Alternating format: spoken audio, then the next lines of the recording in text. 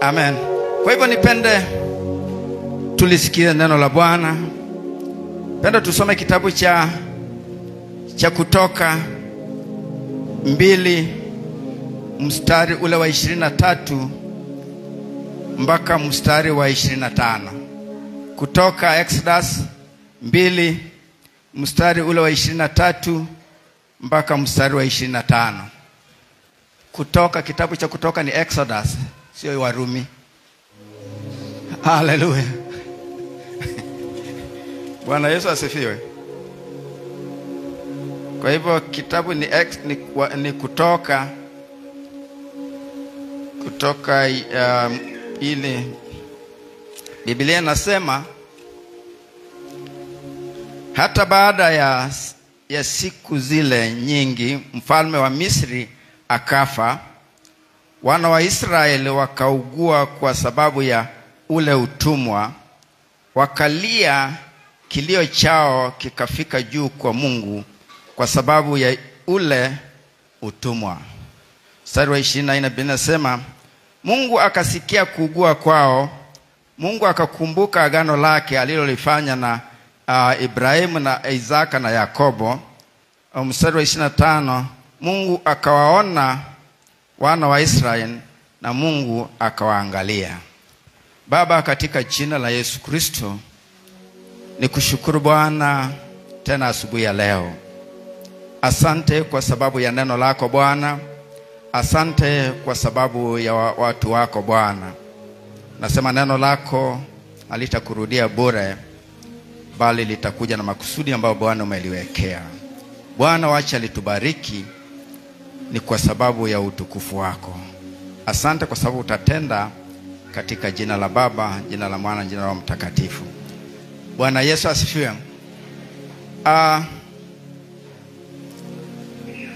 Tunaona mambo haya ambayo yaliandikwa. Kitabu cha Kutoka ni baadhi ya vitabu vile Musa aliandika. Na Kutoka 2:25 Biblia inasema Mungu akawaona wana wa Israeli. Haleluya. Israeli ilikuwa imefika sehemu ambayo ilikuwa imeona ni kama kwamba walikuwa wamefika mwisho. Maana Biblia inasema wakalia. Hata sio kulia peke yake. Biblia inasema hapa baada ya kifo sababu ya utumwa, wakalia, kilio chao wakalia, wanasema wakaugua. Wakalia mbele za Mungu. Maana walikuwa wamefika mwisho. Walikuwa katika nchi ambayo ilikuwa nchi ya utumwa. Walikuwa wameteseka katika nchi ya Misri kwa miaka mingi. Na ikafika wakati wakapeleka kilio chao mbele za Mungu. Biblia inasema wakalia, wakaugua ndani ya mioyo yao. Wana walikuwa wamefika mwisho. Walikuwa wamechoka. Maana walikuwa wamesukumwa mpaka mwisho. Haleluya. Lakini Biblia inasema, kitabu kinasema wakamulilia Bwana. Haleluya. Na Biblia inasema baada ya kumulilia Bwana, kilio chao kikamfikia Mungu. Haleluya. Najua wakati mwingine unasalia na wanadamu wasikusikie. Wakati mwingine unaweza ugua. Wakati mwingine unaweza teseka. Wakati mwingine unaweza enda ambako ufikie ni kama umefika kwenye ukuta. Uone ni kama kwamba watu hawakuoni. Uone ni kama kwamba watu hawakujali. Haleluya. Lakini nataka nikuambie leo kwamba Mungu wetu huwa anasikia. Mungu wetu husikia. Mungu wetu husikia kilio cha wenye haki wake. Bwana asifiwe. Inawezekana mimi mchungaji nisikusikie kwa mateso yako. Inawezekana kanisa lisija kukusaidia.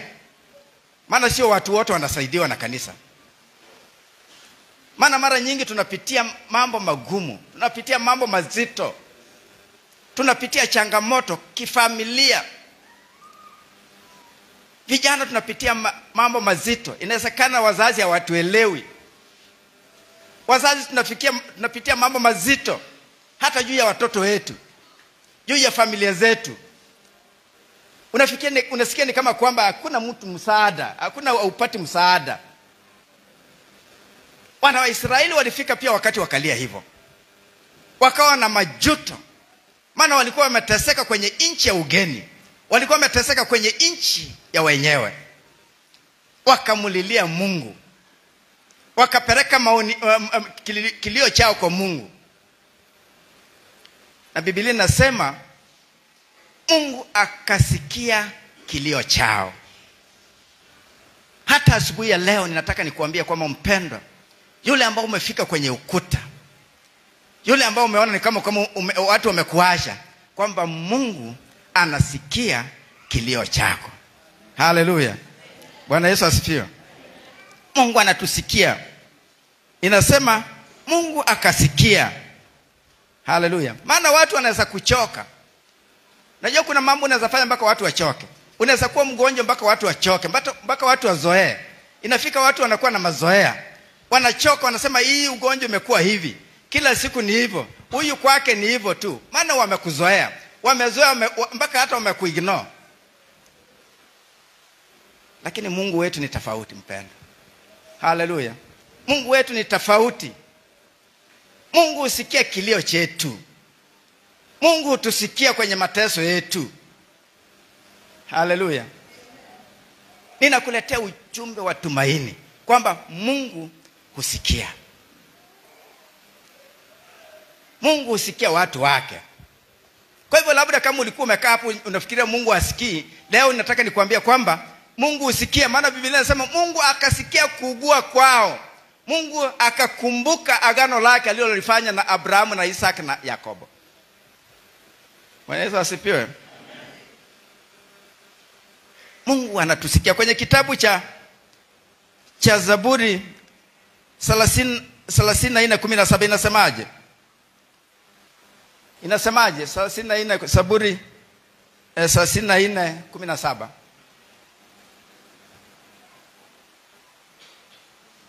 Zaburi 34:17.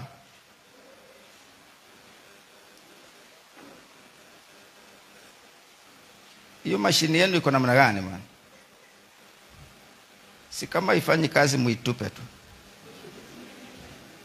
Biblia inasema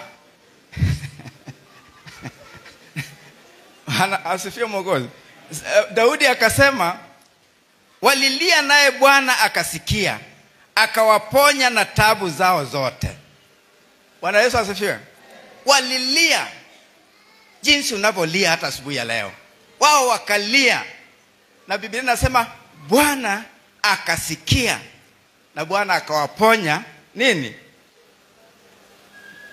Bwana walilia akawasikia na akawaponya na tabu zao zote. Ni tabu gani iliyo ngumu kwa Bwana mpendwa hata asubuhi ya leo? Kama Bwana alisikia kilio cha Israeli, na Biblia inasema akaponya tabu zao. Tabu yako ni gani asubuhi ya leo? Ni tabu gani unayepitia kama familia, kama mtu binafsi? Je, ni tabu gani unayepitia? Biblia inasema Bwana husikia kilio chetu na huponya tabu zetu zote. Hata asubuhi ya leo yeye yuko. Biblia inasema yeye habadiliki. Yeye ni jana, leo na hata milele. Yule aliyetenda bado anatenda. Haleluya. Yule aliyetenda wakati wa Ibrahimu, wakati wa Isaka, wakati wa Yakobo, Biblia inasema yeye kama hajabadilika, yeye ni jana, leo na hata milele. Yeye hutenda na hata kutendea. Amen. Ninazungumzia juu ya Mungu ambaye hukumbuka. Ninazungumzia mpendo juu ya Mungu ambaye anakumbuka.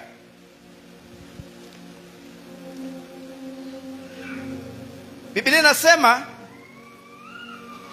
kwenye kile kitabu ambacho tulisoma kwenye kitabu cha Kutoka, akasema akakumbuka agano ambalo alifanya na Ibrahimu na Isaac na Yakobo. Baada ya wana wa Israeli kulia mbele zake, baada ya wana wa Israeli kuugua mbele zake, Biblia inasema yeye Mungu akakumbuka agano ambalo alifanya mbele za Ibrahimu, Isaac na Yakobo, ambaye ni baba zetu. Yeye Mungu hukumbuka ahadi ambazo alifanya. Maana alimwambia Ibrahimu kwamba nitakubariki. Na sitakubariki mwenyewe, nitakubariki pamoja na uzao wako. Na kwa sababu sisi ni wana wa Ibrahimu, sisi ni uzao, ni urithi wa Ibrahimu, Isaac na Yakobo, Biblia inasema, yeye anasema hata leo kwamba atakumbuka agano ambayo alifanya na baba yetu. Mpendwa, ni nini ambayo limekuwa ngumu? Ni jambo gani ambalo limekuwa ngumu maishani mwako? Bwana hukumbuka. Bwana alikumbuka agano ambalo alifanya, akakumbuka Israeli mateso ambayo walikuwa wanapitia, akakumbuka shida ambazo walikuwa wamepitia, akasikia kilio chao, akakumbuka ahadi ambayo alifanya na wazazi wetu wao, akakumbuka na ahadi ambazo alifanya na Ibrahimu. Israeli haikuwa perfect. Israeli haikuwa imekamilika mpendo, maana kulikuwa na mambo mengi. Unamkumbuka katika safari yao ya kwenda kwenye nchi ambayo walikuwa wameahidiwa, kulikuwa na mambo mengi. Mara walikuwa wananungunikia Musa, kwa nini Musa umetutesa? Kwa nini unatutembeza hivi? Kwa nini umefanya hivi? Musa unatuleta hata maji hakuna. Hapa iko hivi. Walinungunika sana, jinsi tunavyonungunika hata kwenye makanisa. Haleluya. Bwana Yesu asifiwe. Si hata kanisani tunanungunika. Pastor angefanya hivi, labda huyu angefanya hivi, labda mzee huyu angefanya hivi, labda fulani angefanya hivi, labda mchezaji huyu angefanya, labda kwaya ingeimba wimbo huu, labda ingeimba ule wimbo ambaye nilitunga, labda ingefanya hivi. Kila wakati ni manunguniko tu. Pesa sijui, mbona juzi tumetoa, mbona tena leo tunatoa, manunguniko. Hata Israeli walinungunika. Sio kwanza kunungunika. Mambo haya yalikuweko tangu zamani, lakini Bwana hakuangalia, maana sisi hatujakamilika. Jinsi Israeli pia haikuwa imekamilika, lakini Bwana akakumbuka bado, hata kwamba hawakuwa wamekamilika, hata kama kwamba Israeli alikuwa imekamilika, lakini Bwana bado akakumbuka maagano aliyoweka juu ya Ibrahimu, Isaac na Yakobo, kwamba mimi Mungu wako nitakubariki, nitabariki pamoja na uzao wako. Mungu akasikia kuugua kwao. Mungu akakumbuka agano lake alilolifanya na Ibrahimu na Isaka na Yakobo. Hata leo hii Mungu anakumbuka mpendwa. Mungu anakumbuka kilio chako. Mungu anakumbuka zile shida ambazo unazopitia. Bwana Yesu asifiwe. Mungu aliyekumbuka ile agano la Ibrahimu, anakumbuka pia damu ya msalaba. Kwa agano jipya anakumbuka damu ambayo ilikuwa imemwagika pale msalabani. Bwana akalia, Yesu akalia, akasema yote yameishia kule msalabani. Tabu zote zimeishia pale msalabani. Kilio chetu kimeishia, maana nimetoa mwanangu kama dhabihu kuja kufa kwa sababu ya mimi na wewe. Yesu akatolewa kama dhabihu kwa sababu ya mimi, dhambi zangu na dhambi zako. Alitolewa kama dhabihu. Hiyo ni agano jipya ambaye Bwana aliweka pamoja nasi. Kwa hivyo anapoona unateseka mpenda, anakumbuka kule msalabani, damu ile ilimwagika pale msalabani. Anakumbuka mijaridi na viboko alizopitia msalabani. Akasema yote yameisha. Magonjwa yetu yameishia pale. Mateso yote yameishia pale. Kilio chetu kimeishia pale. Anakumbuka tabu ya msalabani. Anakumbuka safari ya msalabani. Anakumbuka agano lake. Ribu itakuwa wakati mwingine na mapito, itakuwa wakati mwingine na kilio kingi, lakini pamoja na hayo nataka nikuletea habari njema kwamba yeye bado hukumbuka agano ambalo aliweka pamoja na baba zetu. Anakumbuka ahadi zake. Anakumbuka bado familia zetu. Anakumbuka huduma zetu. Anakumbuka our destiny. Kama Bwana amekupangia kwamba utakuja kuwa hivyo mpendwa, anakumbuka bado. Kama alipanga kwamba watoto wako watakuwa hivi na hivi, Bwana bado anakumbuka. Bwana anakumbuka. Anakumbuka watoto wetu. Wakati wengine wametusahau. Wakati mwingine jamii zetu inaweza kukusahau. Wakati mwingine ndugu zako wanaweza kukusahau. Wakati mwingine marafiki zako wanaweza kukusahau. Majirani wanaweza kukusahau. Wanaweza kukupiga vita.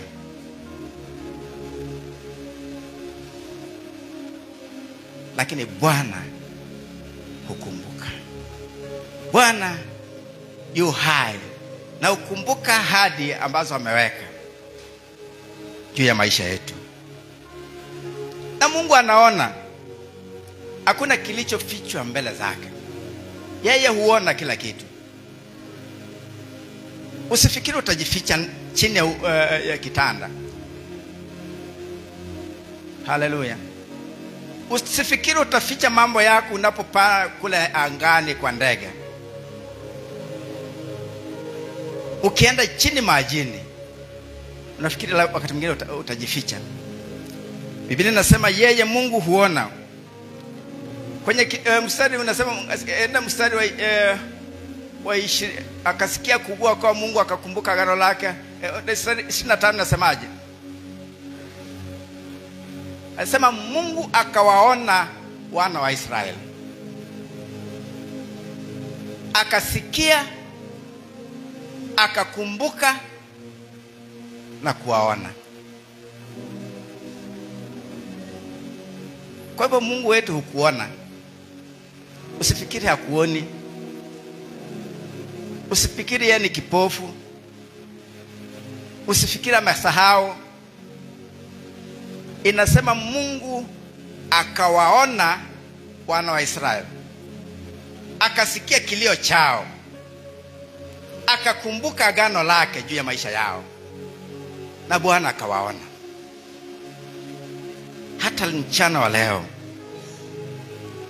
Mungu yule aliyeona wana wa Israeli, yule Mungu aliyewakumbuka, yule Mungu aliyesikia kilio chao, huyu Mungu bado yupo. Huyu Mungu bado yu hai. Atakusikia unapolia mbele zake. Atakumbuka bado ahadi alizoweka mbele zake juu ya maisha yako, juu ya nyumba yako. Na ataona, atakuona. Mungu hajakusahau. Mungu hajasahau nyumba yako. Mungu bado anakuona. Mungu bado anakumbuka. Kwenye kitabu cha kumbukumbu la Torati, Exodus hiyo Kutoka 3 mstari wa 7 nasemaje? Kama tunaweza pata hapa. Kumbukumbu la Exodus hiyo 3 mstari wa 7. Kutoka 3 mstari wa 7. Inasema Bwana akasema, hakika nimeona mateso ya watu wangu walioko Misri. Akakumbuka akasema, Bwana akasema, hakika nimeyaona mateso ya watu wangu walioko Misri. Nami nimesikia kilio chao kwa sababu ya wasimamizi wao, maana nayajua maumivu yao. Bwana mwenyewe anasema kwamba hakika amesikia mateso wanayopitia. Anasema watu wangu, sisi ndio watu wake. Kwa hivyo hata leo, mchana wa leo, Bwana hakika anayaona mateso ambayo unayapitia. Naye usikia kilio chako. Akamwambia wana wa Israeli, mimi nimeyasikia nikiwa mbinguni. Nimesikia taabu mnayopitia. Nimesikia kilio mnachopitia. Mpendo, ni nini ambacho unapitia? Kuna mambo ambayo unapitia wakati mwingine unasikia kulia. Kuna mambo ambayo unapitia unasikia machozi yanakutoka. Kuna mambo ambayo unapitia magumu, unaona ni kama kwamba watu wako mbali pamoja na wewe. Unaona ni kama hakuna mtu anakukaribia. Ni mambo gani, ni jambo gani asiloliweza Mungu wetu? Ni nini hicho kigumu unachokipitia ambacho kinasababisha machozi yako kutoka? Bwana ametuahidi, anatuambia hata leo kwamba Bwana akasikia. Bwana akasema, hakika nimeyaona mateso ya watu wangu. Bwana amesikia na ameona mateso ambayo unapitia hata mchana wa leo.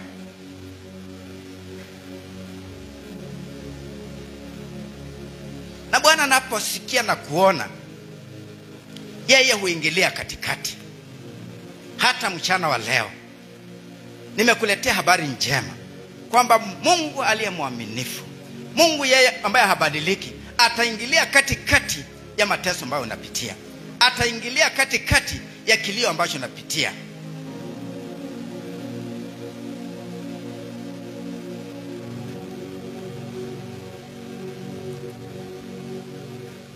Na Mungu anajua, amesema kwenye kile kitabu pia, kile ambayo ni Kutoka ambayo tumesoma. Amesema kwenye ule mstari wa 25. Akasema Mungu akawaona wana wa Israeli na Mungu akawaangalia. Mungu anaona, mpendwa, na yeye huelewa. Mungu huona na huelewa, na yeye huwa anajua kila kitu. Aliposikia wana wa Israeli wakilia, alisikia uchungu jinsi wana wa Israeli walikuwa wamechukua. Alivaa kile kiatu ambacho wana wa Israeli walikuwa. Na baada ya hapo, unajua ni nini alifanya? Baada ya kilio, baada ya kusikia, baada ya kukumbuka, unajua ni nini alifanya? Anamuita Musa. Haleluya. Akamuita Musa. Akamwambia Musa, nataka hawa wana wa Israeli watoke nchi ya utumwa. Is enough. Imetosha. Wameishi katika mateso haya kwa muda mwingi. Leo akasema imetosha. Na hata leo nataka nikuambie mpendwa, imetosha. Shida ambazo umepitia enough. Zimetosha. Bwana amesikia kilio chako. Imetosha. Is enough. Ni lazima tuondoke na tuende. Akawaambia wana wa Israeli kwamba ni lazima sasa muondoke. Musa, toa hawa watu kwenye nchi ya utumwa, wapeleke kwenye nchi ambayo nilikuwa nimeahidia. Maana nilikuwa nimezungumza na baba za Abrahamu na Isaka na Yakobo kwamba mtatoka kwenye nchi ya mateso, muende kwenye nchi ambayo nilikuwa nimewaagiza kwamba mtakuwa nchi ambayo itakuwa ya amani. Akasema imetosha. Akamwamuru Musa kuwaondoa wana wa Israeli kwenye nchi ya utumwa. Na wakati wafalme wa Misri walikuwa wagumu, maana wana wa Israeli walikuwa watumwa, walikuwa wanawasaidia, walikuwa wafanyikazi wazuri kwenye hiyo nchi, walikuwa wakulima wazuri, maana walikuwa wenye nguvu. Maana mkisoma mambo ya, kama unaweza kumbuka mambo ya slave trade, wale ambao mmesoma historia ya hapo nyuma, slave trade walikuwa wanakuja wanatafuta watu ambao wenye nguvu. Hangechukua watu ambao ni goigoi, hawangechukua watu ambao hawajui kulima kama mimi. Bwana Yesu asifiwe. Wangetafuta mtu kama Sami. Maana Sami analima huko shamba ya ndizi na sijui gani hizi yams. Maana huwa naona ana advertise mambo ya kilimo chake. Walikuwa wanataka watu wenye nguvu.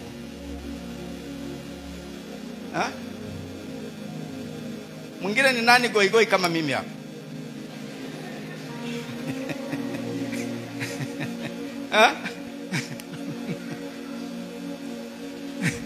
Ni nani yule ambaye hajui kulima, hawezi kushika jembe sawa sawa hapa? Sijui, unajua unfortunately mimi nilikuwa last born. Sasa unajua nilibembelezwa sana. Last born huwa wanabembelezwa sana, huwa hawajui kazi hata kupika. Ni nani last born hapa mwingine kama mimi? Charlie, wewe ni last born?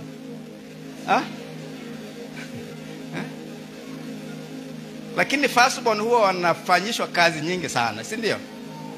Wanajua kila kazi, hata kama ni kijana mvulana atajua kukamua ng'ombe, atajua kufanya ABCD, atafanya almost kila kitu. Kwa hivyo wale watu walikuwa watumwa, na kwa hivyo wangefanya kazi zile zote ngumu. So, wakati Misri walisikia kwamba hawa watu, wafalme waliposikia kwamba hawa watu wanataka kutoka, waliresist, walikataa kwamba hawa watu ndio wafanyikazi wetu, hatutawaachilia kwenda. Lakini Bwana alikuwa ameamrisha. Bwana anapoamua hakuna kitakachozuia. Anaposema utabarikiwa, hakuna kitakachozuia. Anaposema utainuliwa, hakuna kitakachozuia. Anaposema utapona, hakuna kitu kitakachozuia. Bwana Yesu asifiwe. Kwa hivyo alikuwa ameamua kwamba Waisraeli ambaye ni taifa lake watoke kwenye nchi ya utumwa. Na akamwambia Musa kwamba hawa watu wanatoka. Misri wakakataa wafalme. lakini Bwana akawaambia itafanyika. Walijaribu kuresist, lakini Biblia inasema akaleta mateso juu ya Misri. Akaachilia tauni, akaachilia magonjwa mazito kama ishara kwamba mimi ndio nimesema, kwamba mimi ndio nimeamrisha hawa watu watoke. Waisraeli wa Misri wakaendelea kuresist, wakaendelea kukataa kwamba hawa watu. Bado Bwana akaleta mateso mengine, akaleta tibiora, akaleta vitu vingi tu, mpaka mwisho akasema hata nitaua watoto wa kwanza wote wavulana, kile ambacho ni cha kiume nitaua. Na baada ya hapo, baada ya kuona hapo, Farao akasema afadhali niachilie hawa watu, maana Bwana amesema. Bwana Yesu asifiwe. Mpendwa, ni nini kilicho kigumu mbele zake? Ni kitu gani kitakachomshinda Mungu wetu? Anaposema inatendeka. Kwa hivyo Musa akaondoa wana wa Israeli kutoka kwenye nchi ya utumwa. Na hivi leo nataka nikuletee ujumbe huu kwamba Bwana anasema mambo haya, kwamba nimeona. Bwana ameona kilio chako. Haijalishi ni muda gani ambao umepitia mateso. Haijalishi ni miaka ngapi wa Israeli waliteseka. Haijalishi ni miaka ngapi walikuwa watumwa kwenye nchi ya wenyewe. Lakini Bwana aliposema kwamba watoke, waondoke kwenye utumwa, ilifanyika hivyo. Hata leo ninakuambia kwamba haijalishi muda ambao umelia, haijalishi muda ambao umekuwa kwa mateso, bado Bwana amesema ameona. Na amesema amesikia kilio ambacho umekuwa nacho. Na amekumbuka ahadi ambazo alifanya. Amekumbuka zile ahadi ambazo alifanya kule msalabani, kwamba amekufa kwa sababu ya mateso ambayo tunapitia. Na Bwana anataka kufanya kazi yake. Bwana Yesu asifiwe. Ninaona minyororo ikivunjika. Haleluya. Naona minyororo ya mateso ikivunjika maishani mwetu.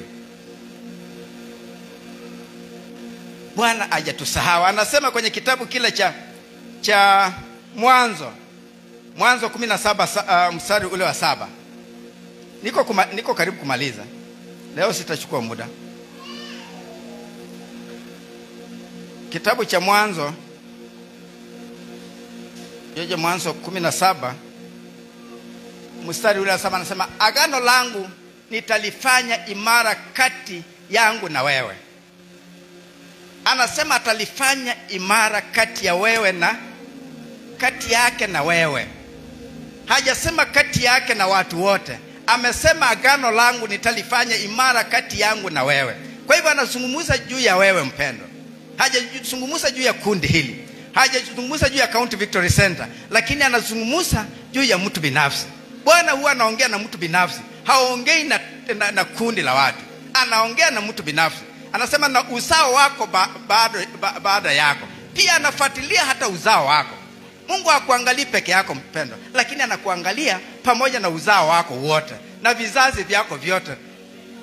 Inasema baraka zake zinapokuja zinakuja in terms of generation. Biblia inasema baraka zinafuatilia mpaka even up to the 4th generation. Uzao wa 4 baraka zitafuatilia. Na anasema kwa agano la milele, kwamba nitakuwa Mungu kwako na kwa uzao wako baada yako.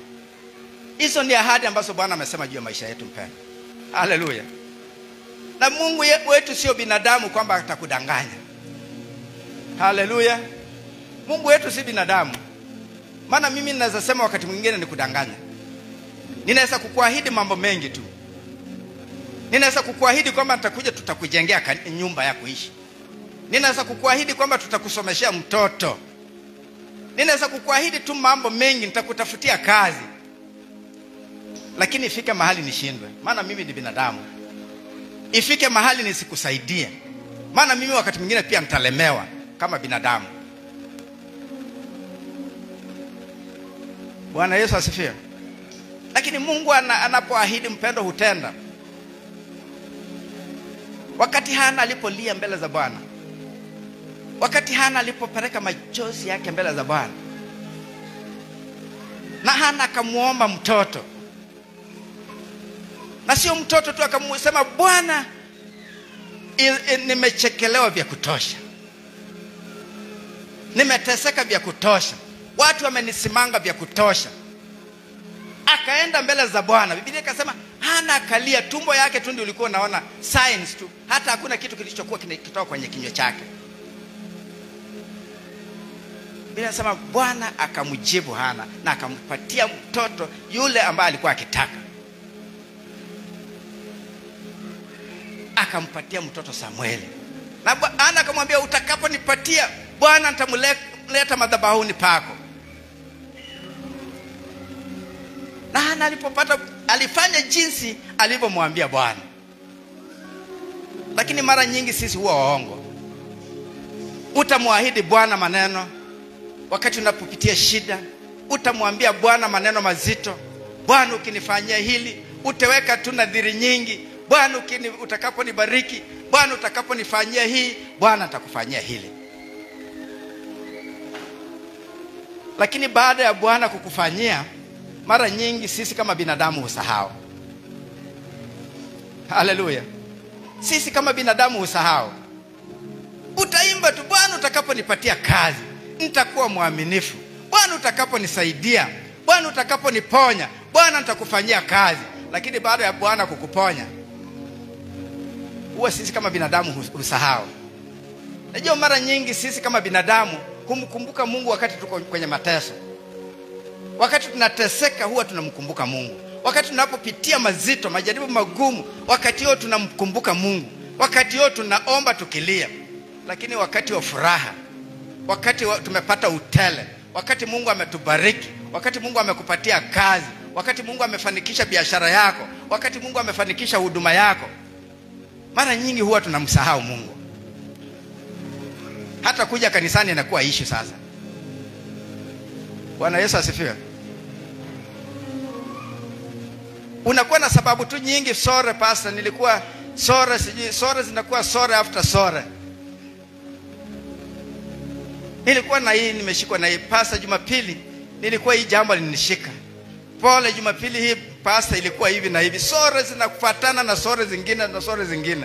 Lakini wakati tunapitia mateso, wakati tunapitia shida, sore huwa ziko.